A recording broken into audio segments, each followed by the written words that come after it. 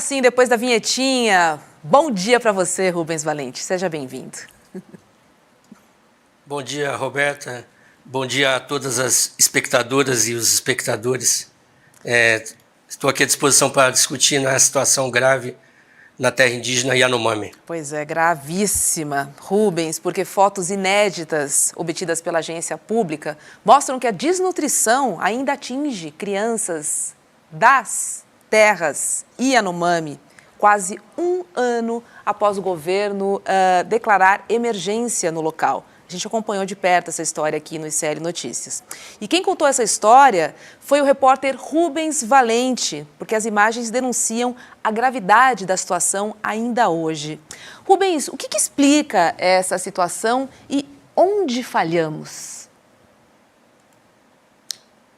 Perfeito, Roberta. Eu acho que, antes de entrar na situação atual, acho importante fazer um breve relato histórico, né, do que aconteceu.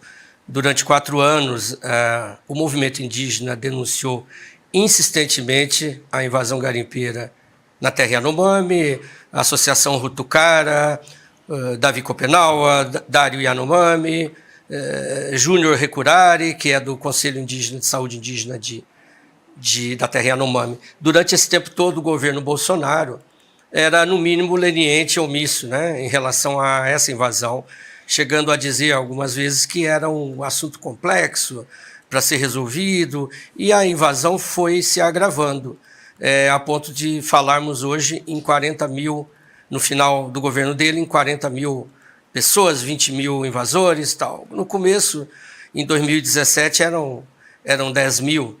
Bom, a inação do governo na terra Yanomami levou ao estado de coisas atual. Sempre é importante lembrar isso, né? O governo Lula assume em janeiro e, 20 dias depois, ele declara uma emergência sanitária por meio do Ministério da Saúde. 10 dias depois, o governo Lula assina um decreto, o presidente, sobre a operação de retirada dos garimpeiros. Então, a operação Yanomami, ela se divide em duas, né? A ação de socorro à saúde indígena e a retirada dos garimpeiros. Está bem claro desde o começo o papel que as Forças Armadas deveriam executar nesse trabalho. Lula, no decreto dele, ele fala que os militares devem fornecer todo o apoio necessário, logístico, etc., necessário para o cumprimento da ação dos órgãos de fiscalização e controle, como IBAMA, FUNAI, Polícia Federal. Então, para responder a tua pergunta, eu menciono aqui as várias reportagens que a agência pública fez ao longo de 2023. Nós cobrimos esse assunto já há quase um ano. Estivemos na área Yanomami durante 30 dias, quer dizer, não na área Yanomami, em Boa Vista, em Roraima, mas também entramos por um momento na terra Yanomami. Então, nós fomos mostrando ao longo do tempo como os militares colocavam empecilhos para o cumprimento dessa ordem presidencial.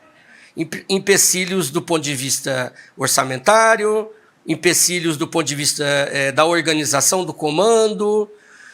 Infelizmente, né, nós alertamos sobre essa situação, não só a pública, outros veículos.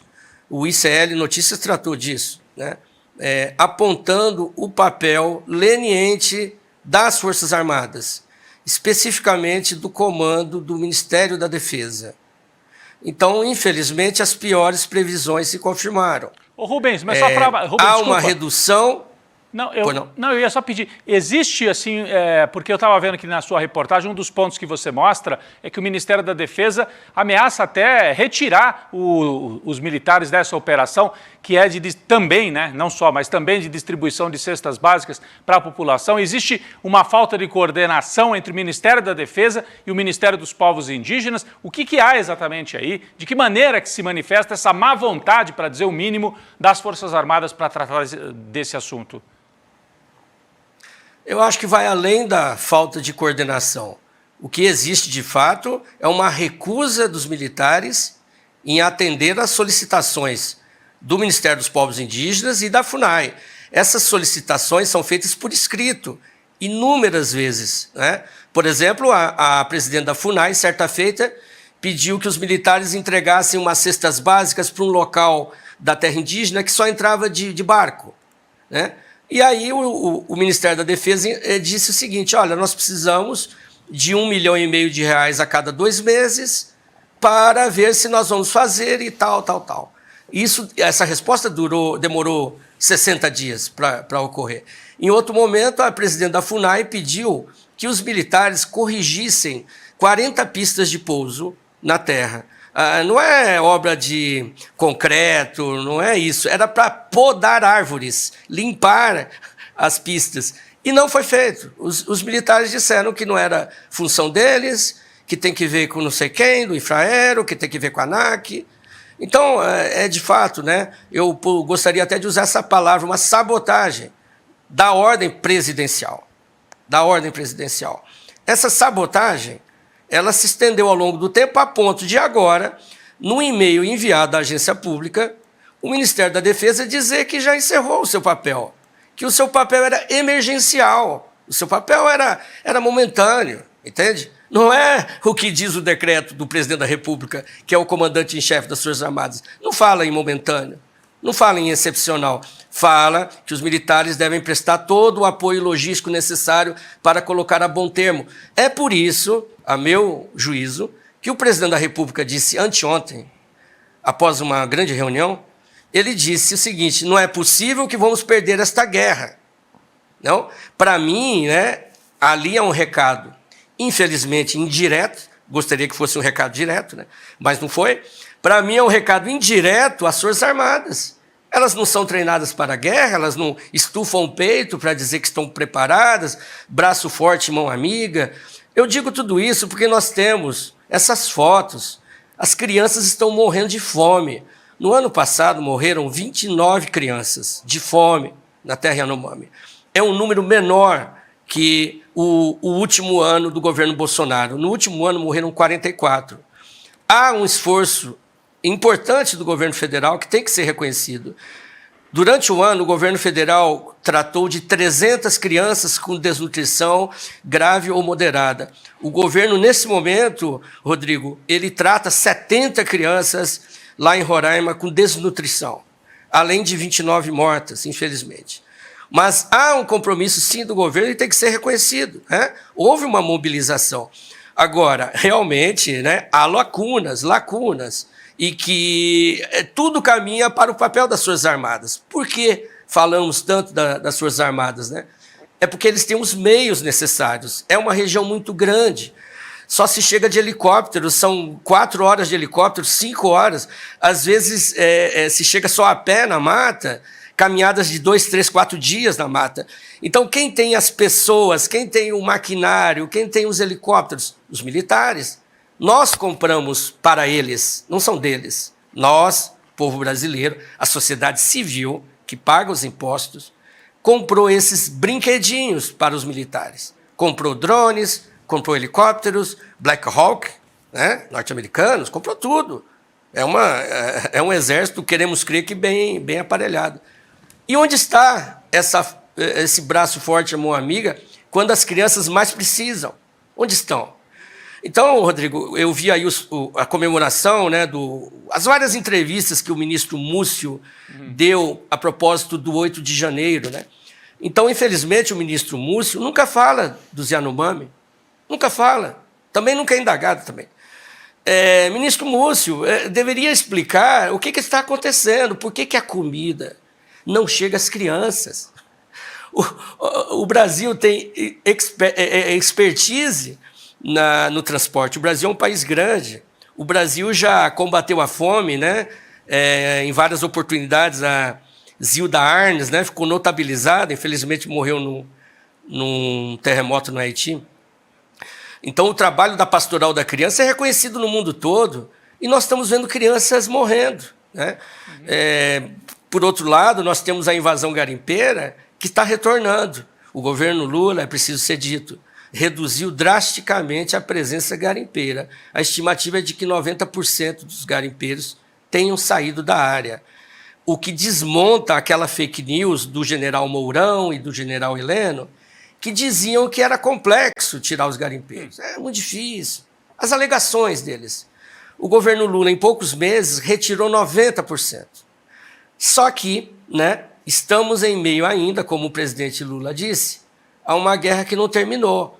Então, para terminar, aquele esforço que o governo deveria fazer, infelizmente, não envolve os militares, infelizmente. Eu fico até, para falar desse assunto, eu fico até um pouco indignado, sai um pouco do sério, porque mas tem que ter indignação mesmo, né? William, Roberta, o Rubens Valente, que é um repórter experiente, né? Já cobriu muita coisa e tem se dedicado nos últimos tempos a cobrir também essas histórias lá do povo Yanomami, né? E teve lá, como ele estava explicando aqui para a gente, ele usou um termo muito forte, né? Sabotagem por parte dos militares. Então, importante ler, alguns desses elementos estão ali na reportagem da agência pública, porque há trocas, há pedidos formais, não é telefone, tem e-mail, tem ofício. Você citou aí um ofício que eles demoram 60 dias para responder. Eu também já tive em área Yanomami, Rubens, na aldeia Maturacá, né? Que aí é no Amazonas, né? No estado do Amazonas, mas é Yanomami, porque os Yanomami se espalham por vários estados, inclusive do outro lado, né? Na Venezuela também tem povo Yanomami. Só se chega de barco, pelo menos nesse onde eu fui, só de barco, de voadeira, sabe aqueles barcos de motor de popa? Voadeira, um dia inteiro. E quem é que tem capacidade nesses lugares de levar? É o Exército, que tem inclusive soldados que são de origem indígena e que conseguem fazer esse transporte. E tem os meios, tem barco, tem motor. As prefeituras não têm, são prefeituras muitas vezes pobres, é o Exército. E você falou aí, não é só voadeira, é helicóptero. Os meios estão na mão do Exército para fazer. Se não está fazendo, é porque o Exército era parceiro da outra política, que era de deixar rolar garimpo, deixar rolar extermínio, deixar rolar, inclusive, tráfico, né? Tráfico de drogas, que, enfim, tem consequências trágicas, como a gente viu na morte de indigenistas ainda durante o governo Bolsonaro. Então é muito grave esse quadro que ele traz para a gente, mas com muitos elementos também, né, William? O Exército podia fazer a sua função constitucional, né, Rubens? Não é fazer questionamentos à urna eletrônica, não é apoiar acampamento golpista na frente dos quartéis generais, não é nenhum tipo de função que não esteja na Constituição. E é curioso como o Exército Brasileiro, as Forças Armadas Brasileiras que amam o Brasil, que são apaixonadas pelo Brasil, não cumprem o mínimo de sua função constitucional, que é cuidar de brasileiros e, em especial, brasileiros mais vulneráveis. Esse retrato que o Rubens traz para a gente e a sua indignação é mais do que justa, é compartilhada com todos nós aqui, Rubens, e o trabalho que vocês fazem na pública é muito importante para destacar isso, de como o Exército não cumpre o mínimo da sua função e ainda sabota os esforços para salvar, porque a gente já falou ontem aqui, eu, a Roberto, o Rodrigo também, sobre como a nossa dívida histórica com os povos originários nunca será paga, mas é incrível como a gente tem dificuldade de fazer o mínimo para impedir que as pessoas morram de fome, que é o que está acontecendo com os Yanomami, e a gente vê que o Exército tem participação. Teve participação ruim antes no governo Bolsonaro e agora continua sabotando os esforços no governo do presidente Lula. Agora vamos lembrar quem cuidava da Amazônia, né, durante o governo Bolsonaro. O senador Hamilton Mourão. Agora, Rubens, o governo pretende mudar a forma de combate ao crime da região com a instalação de uma casa de governo no local. E a ideia é trocar as ações emergenciais por uma estratégia de combate permanente, né, que vai demandar um investimento de mais de 1 bilhão já previstos no orçamento. O que você achou disso, hein? Roberta, eu interpreto essa decisão do governo como uma saída para a inação militar.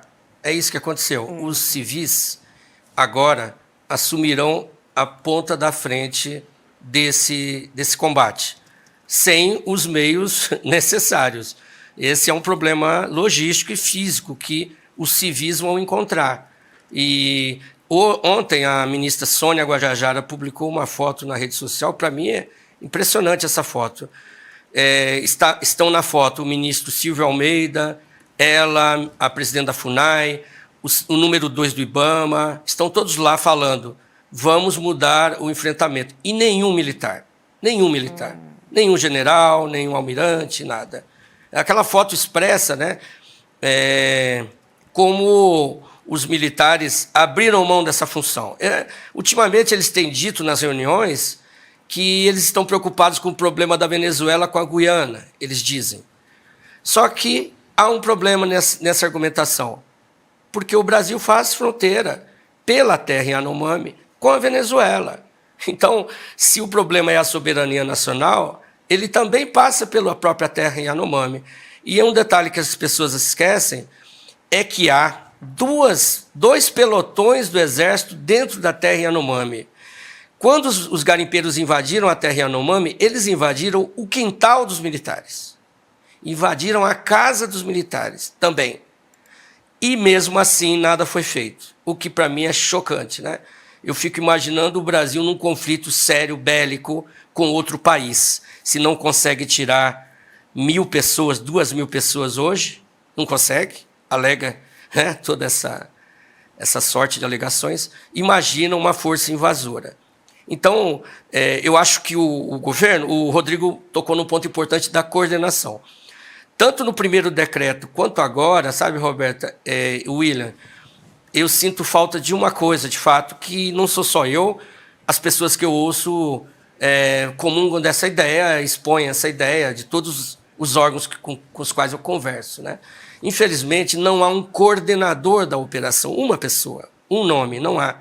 Então, fica um pouco um grupo de trabalho, sabe? Sim. Quando todos tentam fazer uma coisa ao mesmo tempo e não há um foco. Então, não há um líder, um coordenador que diga, inclusive aos militares, me dê esse helicóptero agora, me dê esse avião agora. Não há essa voz. Então, eu acho, não querendo ser pessimista, que a criação de uma nova estratégia vai sofrer esse problema de novo, da falta de um nome. Nós já vivemos essa experiência da retirada dos garimpeiros, o Rodrigo deve lembrar. Em 1991, o Brasil expulsou 60.000 garimpeiros da terra Yanomami. Expulsou sem GPS, sem internet, sem Black Hawk. Expulsou, fez uma grande operação que envolveu um pequeno apoio militar, pequeno, mas era uma operação da polícia com a FUNAI. Só que havia um detalhe, havia um coordenador, que era o então sertanista Sidney Pozuelo, que arrumava os meios necessários para a conclusão da tarefa. Então, eles perceberam que havia muito avião entrando na área, não é? Ora, quem está abastecendo esses aviões? Vamos bloquear os postos de gasolina da região. Foram bloqueados, foram embargados, foram trancados. Os postos de gasolina em Roraima trabalham normalmente vendendo gasolina para aviões que vão entrar na terra Yanomami. Aliás, por que os postos... Não, conclui, eu ia trazer... Então, eu acho que falta esse nome. O Brasil tem nomes para isso. Não precisa ser nem delegado, não precisa ser.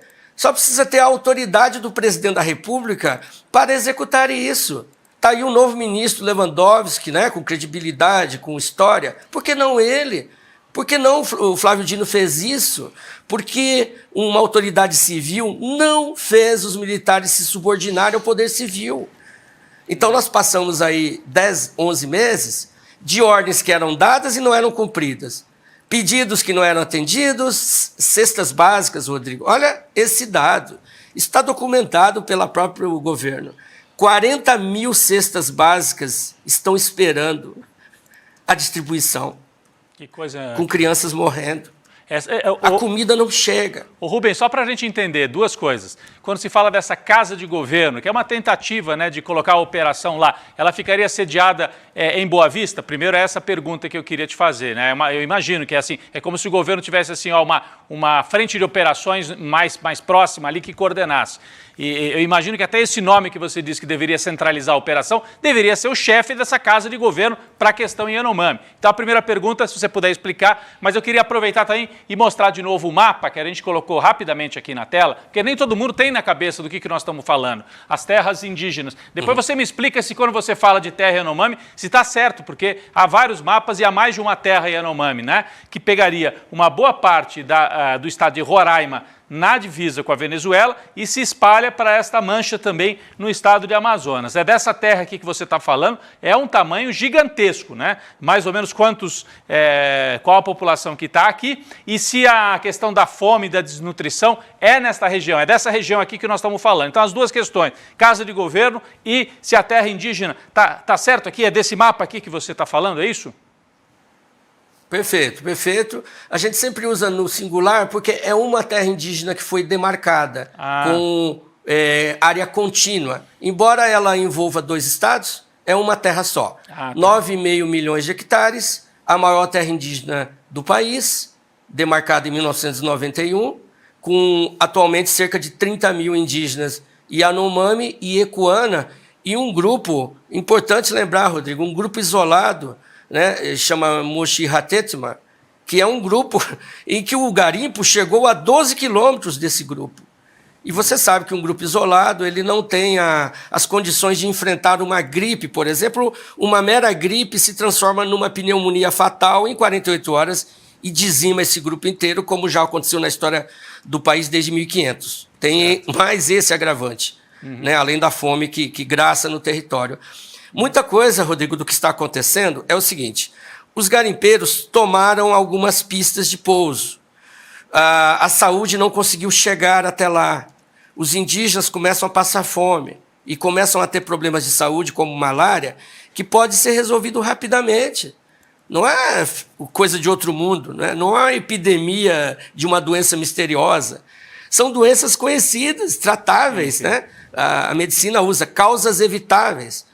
Então, você pode, né, combater isso. Infelizmente, o trabalho da saúde, do Ministério da Saúde, ele encontra barreiras desse tipo. Não é que a saúde não quer ajudar. Muitas vezes ela não consegue.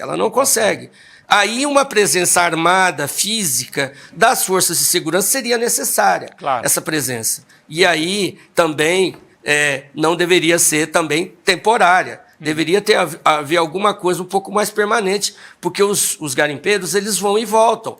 Eles escondem os motores na mata, enterram e se escondem. Eles comem ali na mata, caçam, matam animais, ficam ali esperando o melhor momento, né? A agência pública, Rodrigo, há 1 ano a gente monitora grupos de garimpeiros no WhatsApp, né? Vários grupos. E várias vezes eu vi a mensagem: isso vai acabar 1 hora, a gente volta. Eles dizendo... Eles estão à espreita, calma, né? O governo não vai aguentar. O governo não vai aguentar esse trabalho. Então... Rubens, não, queria da minha parte, Roberto, agradecer demais. Ele tem muita informação, que acompanha isso há muitos anos, e não só na área Yanomami, né? Acompanha a questão indígena em várias áreas aí do Brasil, como a gente lê nas reportagens aí do Rubens Valente, que hoje está trabalhando na agência pública, nessa parceria super importante aqui com o ICL também. Roberta. Tá certo. Rubens Valente, obrigada, viu, pelo seu trabalho. Duro trabalho, porém muito necessário. Um bom dia para você. Valeu. Um abraço, Rubens. Obrigado. Bom dia, obrigado a todos. Obrigado, Roberto. Quem sabe na próxima eu venho com notícias melhores, né? Tomara. Estamos torcendo aqui.